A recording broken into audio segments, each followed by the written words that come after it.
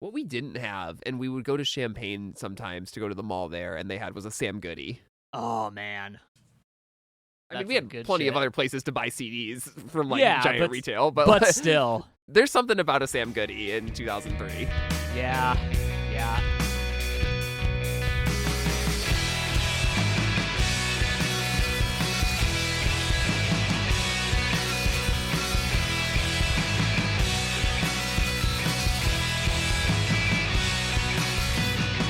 Welcome to Noise Floor, a podcast about music and our favorite artists' discographies. I'm Matt Kistler.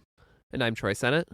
And today we are continuing our series on Mitski with her second album, Retired from Sad New Career in Business. This album was released on August 1st, 2013. Yet again, self-released, much like Lush before it. Also, like Lush, underwent some track list changes over the course of time.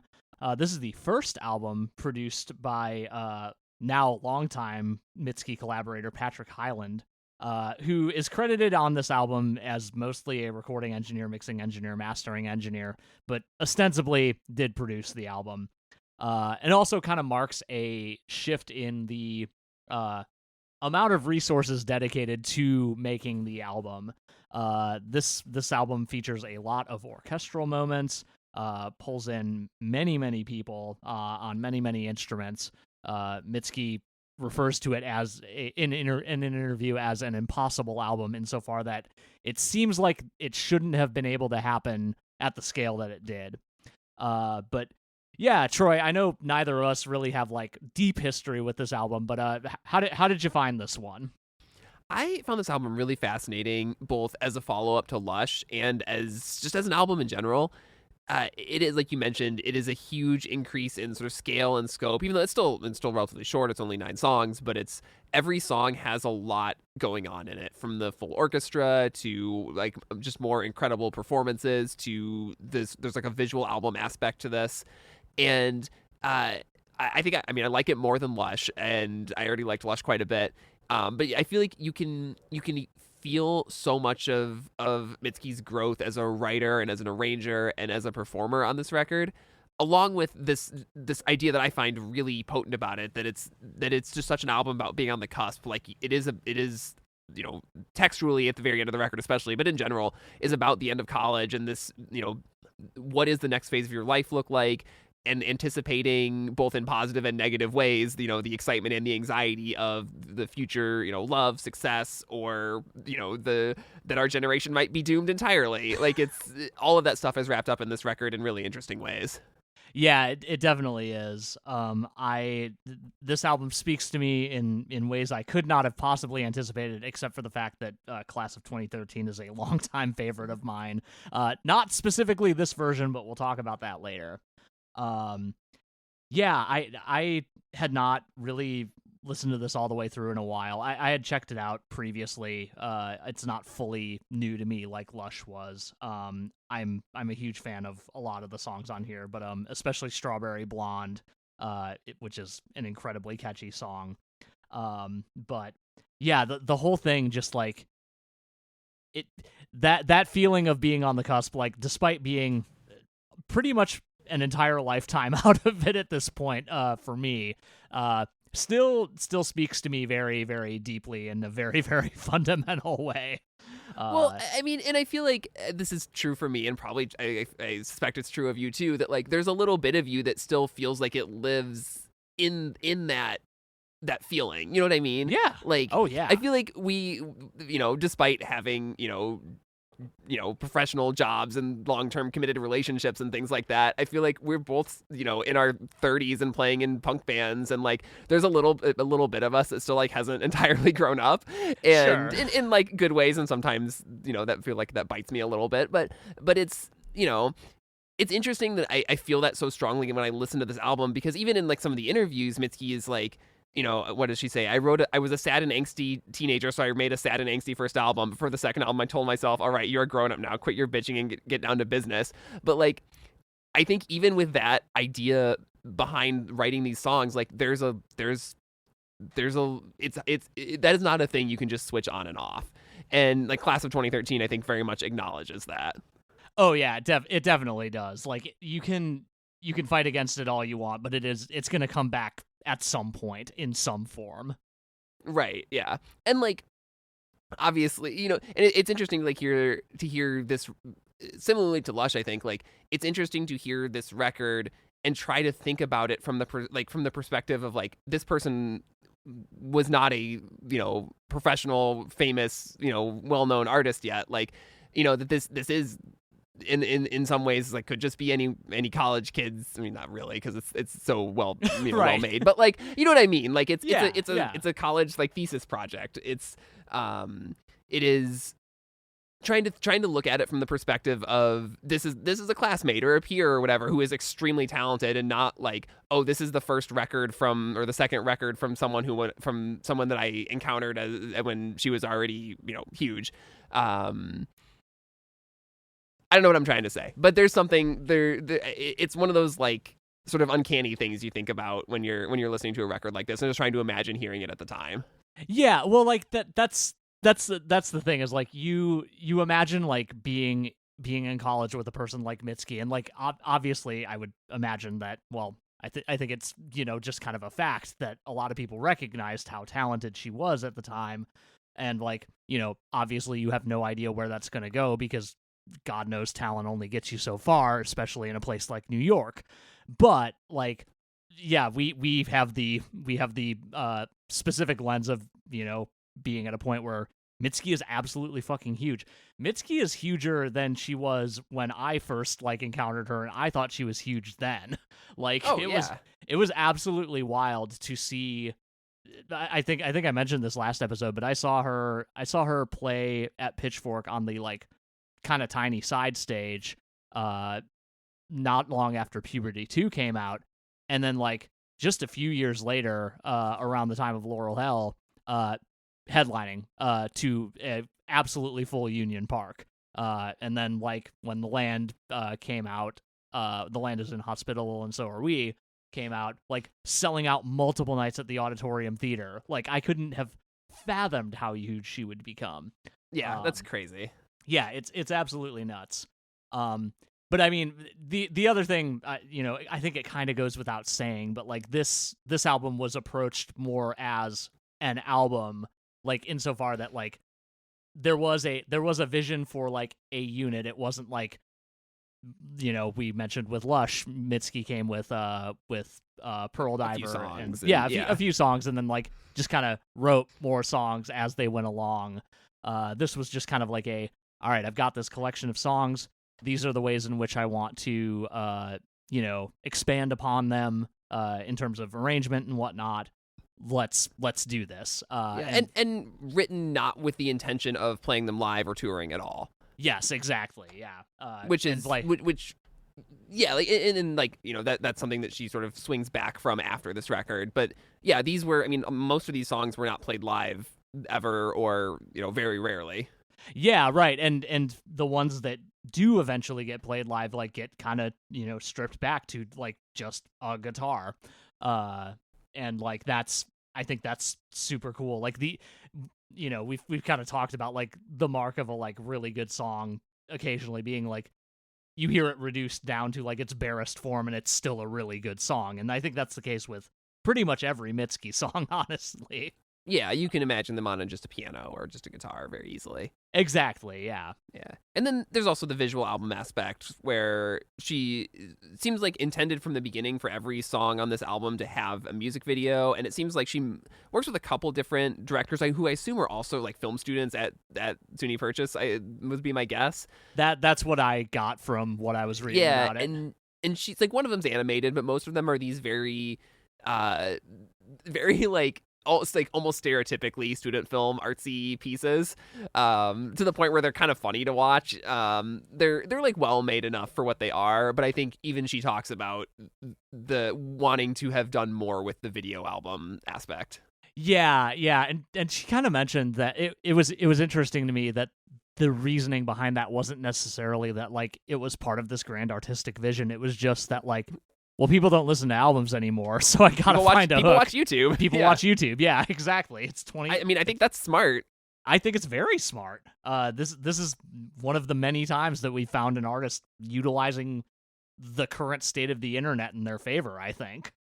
Yeah, I mean, it's sort of a precursor to her. I mean, but maybe accidentally becoming like a massive TikTok phenomenon later on.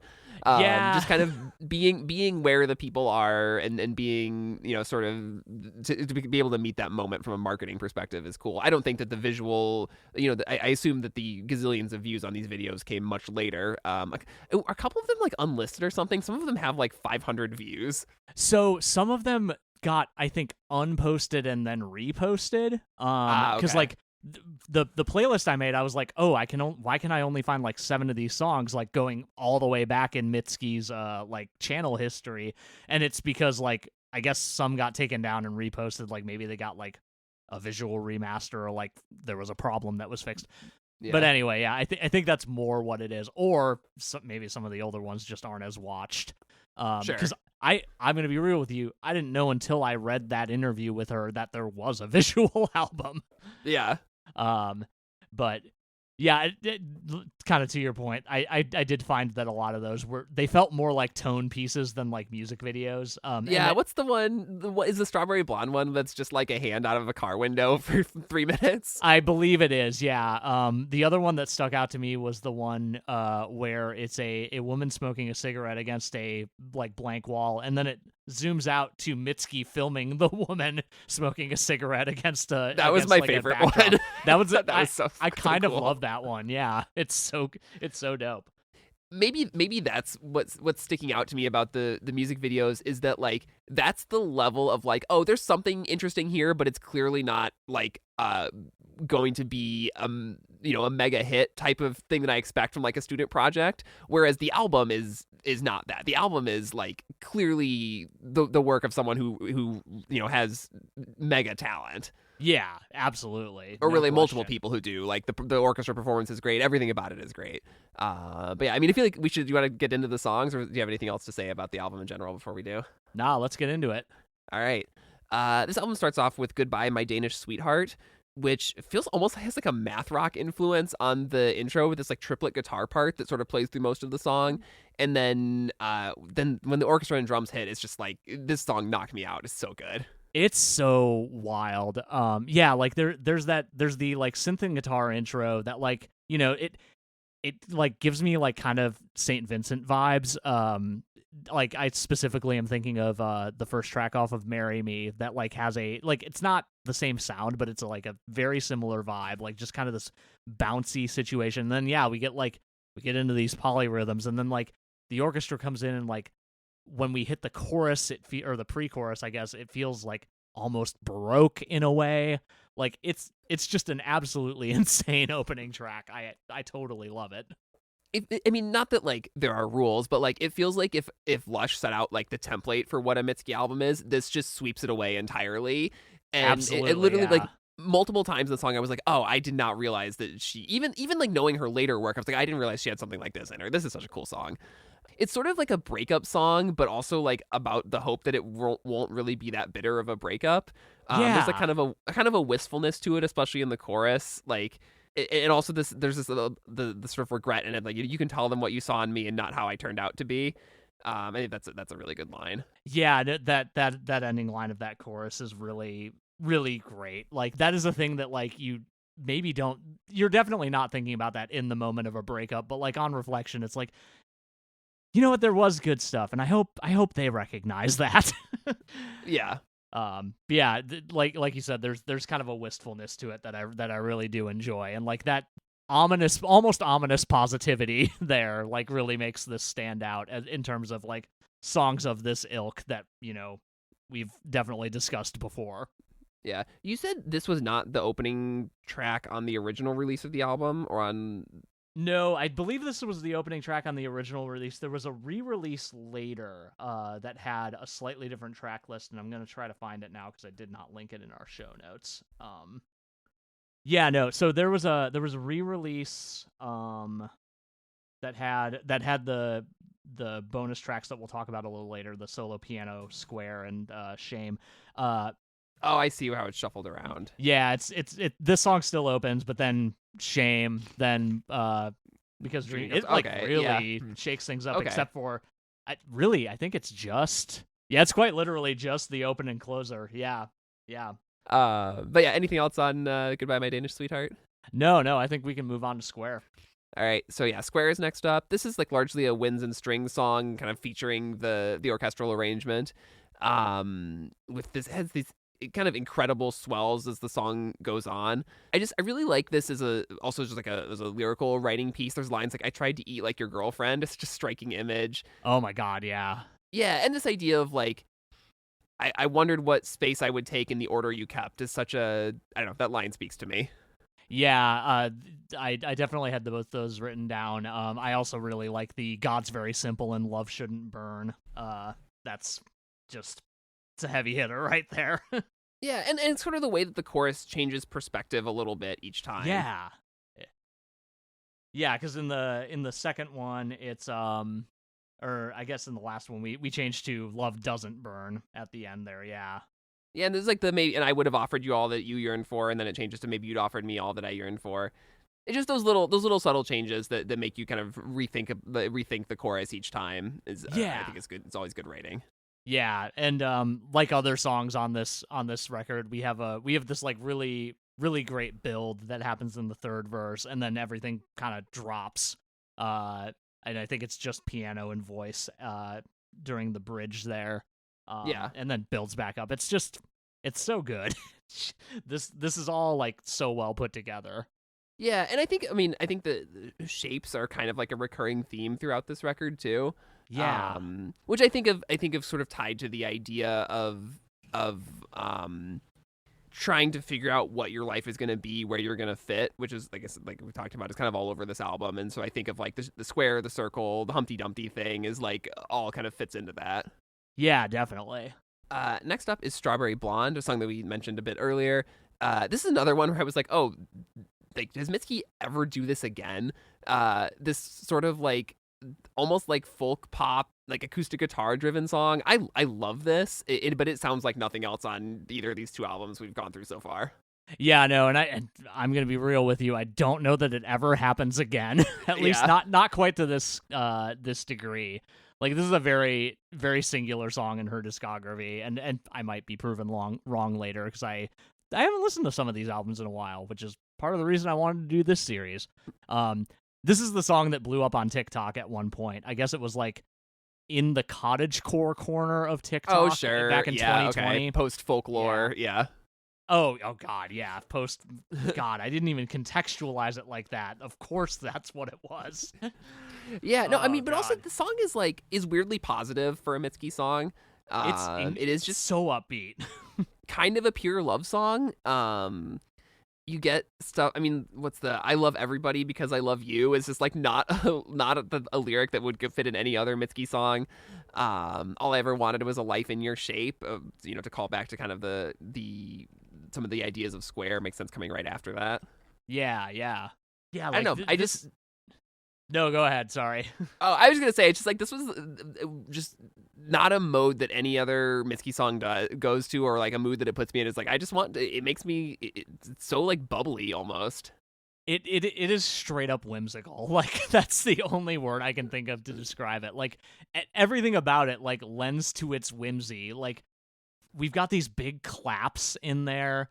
The way the vocals move, like the way that she sings "Strawberry Blonde" most of the time in this song is just like, yeah, it's so bouncy, so uplifting. There's a kazoo in the outro of this song, I'm pretty sure. We have the moment again where like everything drops out and it's just piano, but again, it's so bouncy and upbeat. I don't like everything about this song just feel like it almost feels like I shouldn't be interpreting it as a happy song because of everything that surrounds it, and just how purely like it is in its like display of love, there is something like unrequited about it, because the third verse has that lyric, "You tell me you love her, I give you a grin." It's this idea that like she is like completely fallen for this person who does not share the same feeling for her, but like you really have to catch that one line to realize that. Right, yeah, and in talking about this song, I had almost completely forgotten about that. So yeah, there you go. Right. So that it is, maybe not quite as, like I said, happy or optimistic or positive as as it feels, but it's that contrast is really interesting. Yeah, we're maybe just at a point where like this is not eating at the narrator of the song. It is simply like this is maybe an obstacle I have to overcome at some point, but I don't need to Yeah. worry about that right now. Yeah. After that is Humpty, which is sort of like as almost as upbeat as Strawberry Blonde is. This is the complete opposite. It's a little more hmm reminiscent of what she was doing on Lush, but this is a very frail song about frailty, is how I would interpret it. Yeah, and kind of maybe projecting that frailty onto someone else. I kind of caught that like we've got all these eggshell analogies. We've got the song is called Humpty. We all know what that means, even though nowhere in the fiction of Humpty Dumpty is he actually an egg.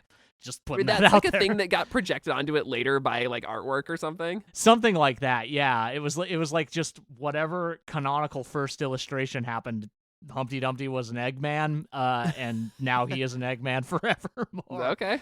But God, what part was it? Oh yeah, the I broke what you gave me, but you kept giving more. This like kind of like the narrator of this song is obviously like experiencing a lot of frailty and like feels as though things are crumbling in their hands, but like there's there's this sense that the object of their affection is able to withstand that, despite their view of themselves, which I think is kind of neat.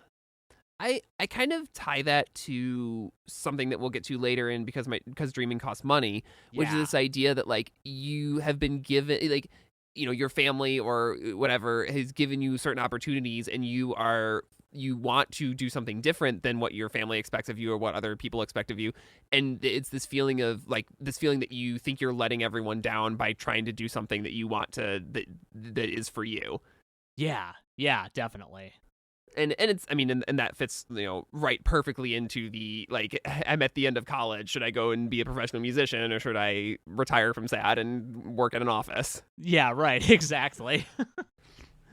And after that is I Want You. It's a pretty low key track, mostly just keyboards and like subtle drums. The focus is really on this like yearning vocal performance that's quite striking. Yeah, it's really, I mean, it's Mitski, so obviously it hits. Yeah. But yeah, this is this song is great. Yeah, like you said, it's pretty minimal to start. We do get kind of a full band once we hit the pre-chorus, but like it never gets like huge because it is by and large a vocal showcase. The image that stands out to me so much in this song is that chorus, that you're in the house and I'm here in the car. I just need to play a quiet place where I can scream how I love you. This idea that like even in the relationship she can't express the depth of her feeling. Yeah, exactly. For fear of like what it might be met with, or right, any number of other things that could be plaguing her. Yeah, this is the one with the music video you mentioned, where it's just like the zoom out of the girl smoking a cigarette that I think is so striking. It's like the one music video that I think had I was like, there's really something there, even though it's a very simple idea. No, like that is I hope I didn't like sell it like I was like, oh yeah, look at this funny student film. That no, not at all.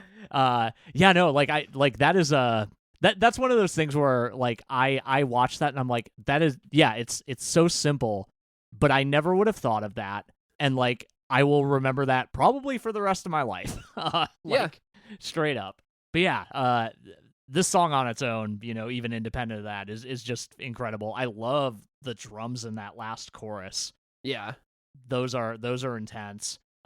We have a tape stopping moment, which like we've had tape manipulation moments in Mitski songs already, but they're always great. I love them every single time. Yes, same. After that is Shame, a song that was originally written for a dance film, which is kind of cool, and I kind of hear that in the arrangement. It's a very like haunting, cinematic, sort of swelling arrangement. But it's a song about like pretty clearly just about taboos and about things that we are taught to be ashamed of, whether that's like sex or drugs or whatever it is, and like how these feelings of shame just kind of live in you for so long, and like you define yourself by shame and think you're a bad person just because of these sort of societal norms that may not really be for any reason. Yeah. What I like about this song is, having that subject matter being backed by this kind of like very unsettling arrangement. Oh yeah. Like it is like so. Yeah, it like the tension in the instrumental is very reflective of the kind of implied tension in the lyrics, and I really like so that could be overwrought, but like this song really sells it. Yeah, I know what you mean by that it could be overwrought, but I think it works. I mean, it is one of those things where like her vocals could sell almost any like emotion in the lyric, I think, but like it's especially strong on the like I was never very good, I haven't been so good, that line. Yeah, definitely. There is the one of the bonus tracks you mentioned is a solo piano version of this song. How do you feel those two versions stack up? That's a really great question. Because like Oh, sorry, I was wrong. The solo piano version is Square. Oh, that's Square. Shame is the guitar, the quote jamming out, the jamming out solo version, yeah. Which is just like an open. I feel like it's a guitar where like every note or every string is tuned to the same note in a different octave or something like that, or some kind of open tuning, which is more reminiscent of what she would do on like "Bury Me at Makeout Creek." Right. Yeah. So from what I understand, like around this time, like Mitski was just kind of like starting to learn the guitar. Like this is around the same time that like when like a little before Bury Me at Makeout Creek, a little before the like Audio Tree and like NPR sessions where she is also playing guitar.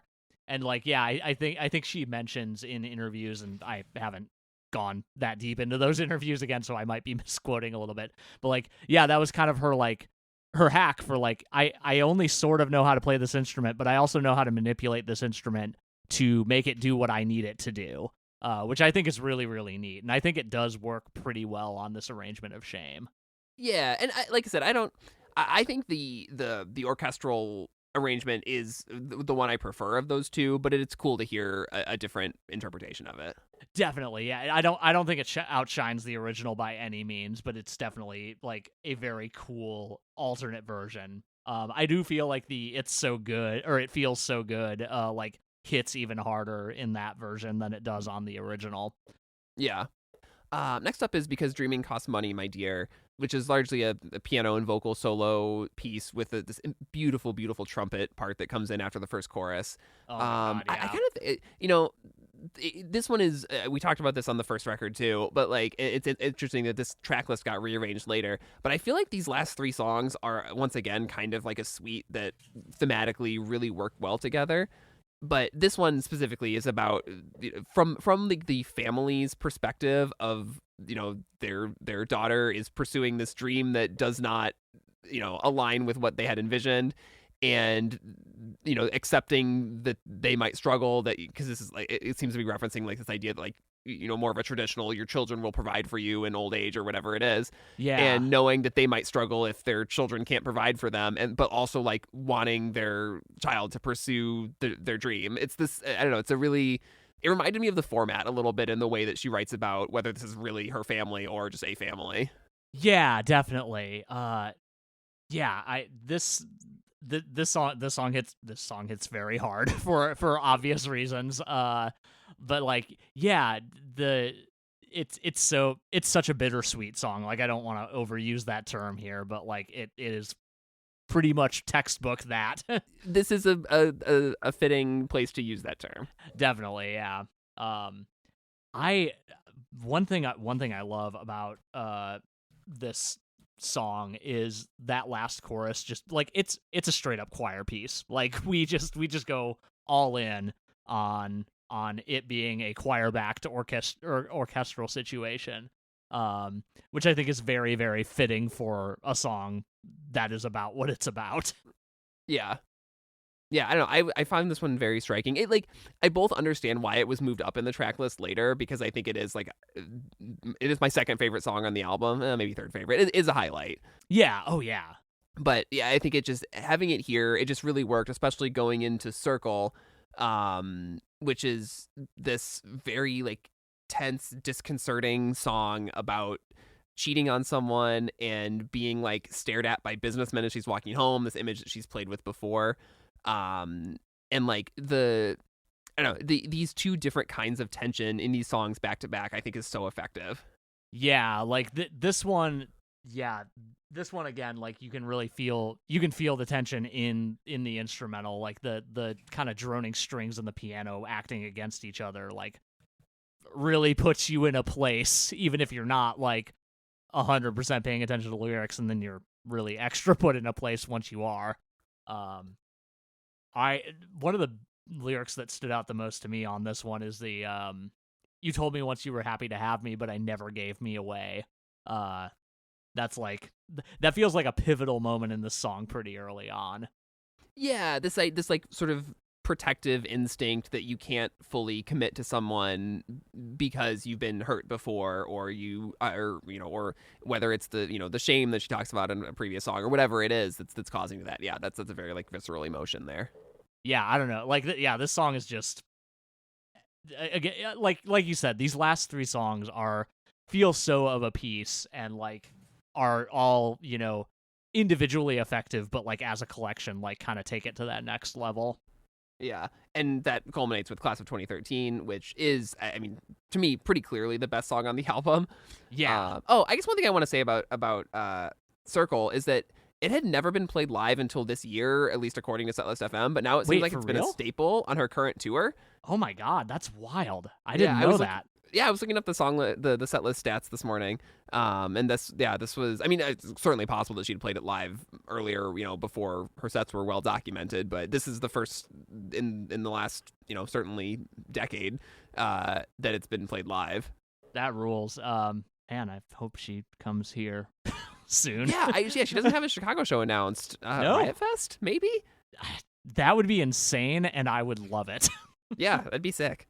Okay, sorry, digression about that. No, but, it's good. I'm glad to know that.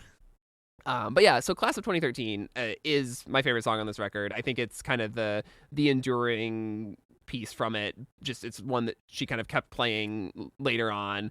And I mean, this is a song about the end of college. It's a song about reaching this point in your life where you're kind of at the end of the path that gets laid out for you, for a lot of people, and trying to figure out what to do and wanting to hang on to that feeling for a little bit longer by like staying with your parents for a little bit. And you get to this line at the end that's, am I still young? Can I dream for a few months more? It's just incredible.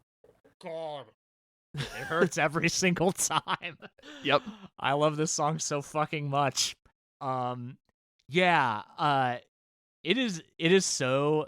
This song is a very interesting spin on the like upbeat music versus sad lyrics thing, because like the piano part on this recording of this song is so it is just like one of the simplest things I think Mitski has presented us in terms of like arrangement and in terms of like chord structure.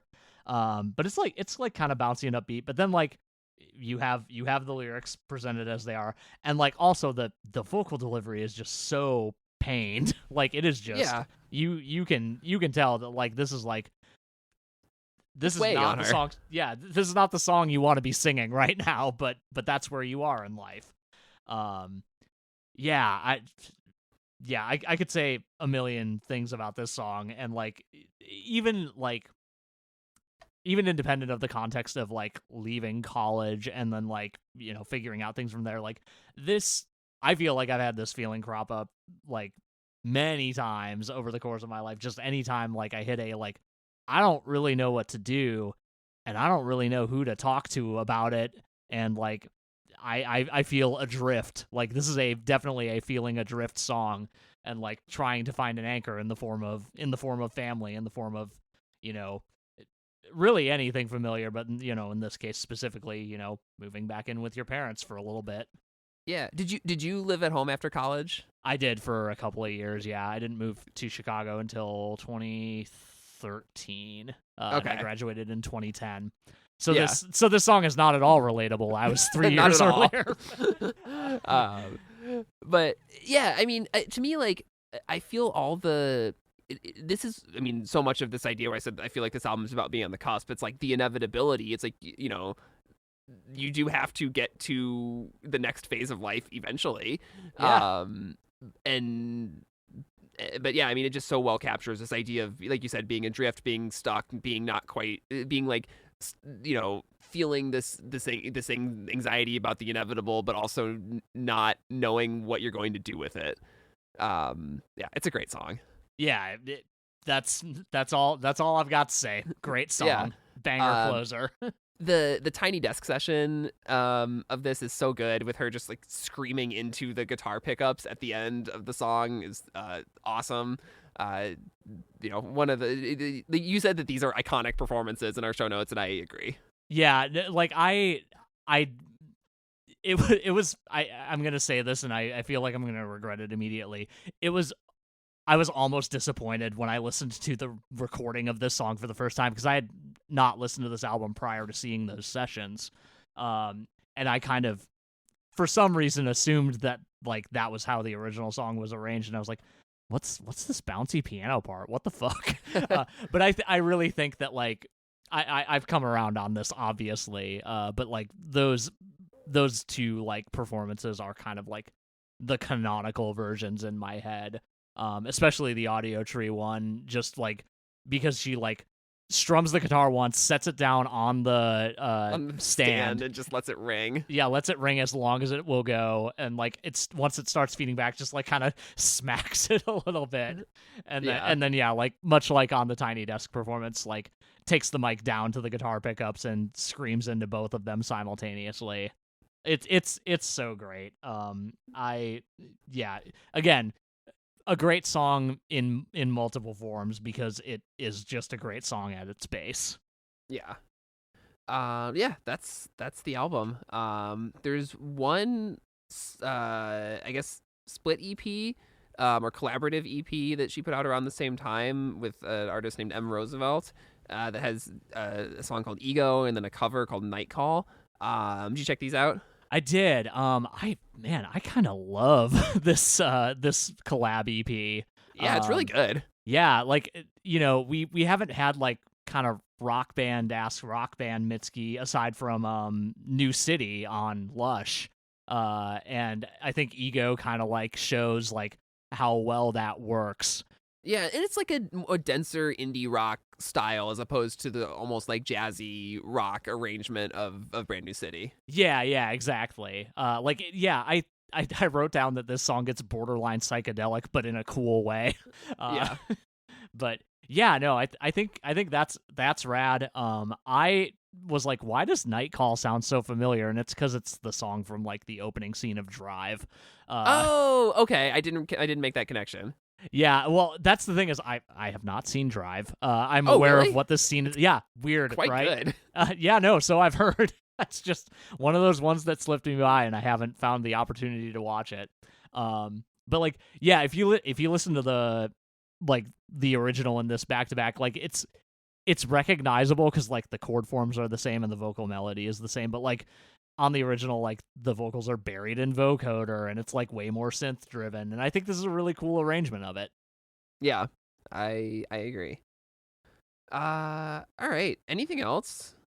Did I miss anything? No, I think that's it. Like I guess we should briefly touch on the solo piano version of Square, which is kind of just what it says on the tin. Like I think it's a demo. It's either a demo or it's just the studio version with everything else not on it. Maybe. I think it was more of a demo though. Probably, yeah. I should have listened to those two back to back. But either way, like still a great song. Definitely benefits from the additional fleshing out on the album version. Yeah. All right. Do you have a random recommendation for this week? I do. I'm gonna struggle to pronounce the name of this band, even though it's probably just pronounced Fuckers. Anyway, there's a band from New York called Fuckers, FCUKERS. I was like, what like obscure Scandinavian ambient artist are you gonna be? Believe it or not, no, I'm just. It was just Fuckers. It's just Fuckers. Their new album is called ooh, I think is how it's pronounced. It's an O with an umlaut over it. I'm sorry, I'm American. But I actually listened to this album for the first time earlier today after it was recommended to me by a couple of different people.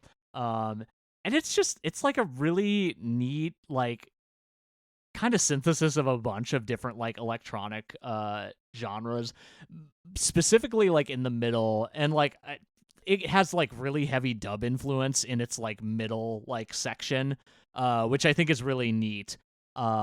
Like it's very, like, well incorporated into, like, kind of the band's sound.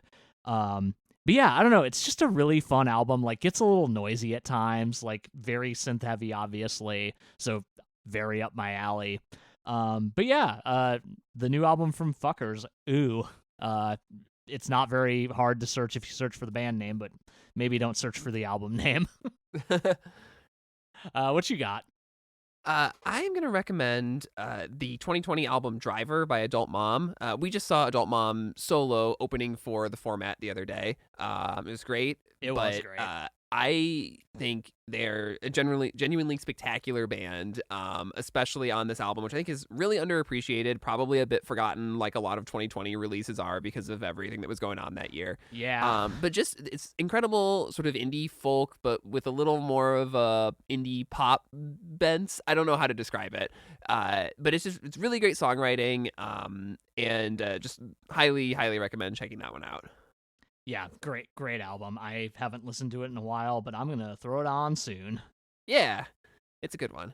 All right, we will be back next week talking about Bury Me at Makeout Creek. Until then, you can find us on the internet at noisefloorpodcast.com and follow us on Instagram at noisefloorpod and send us emails at noisefloorpodcast@gmail.com. We will see you next week. See you next week.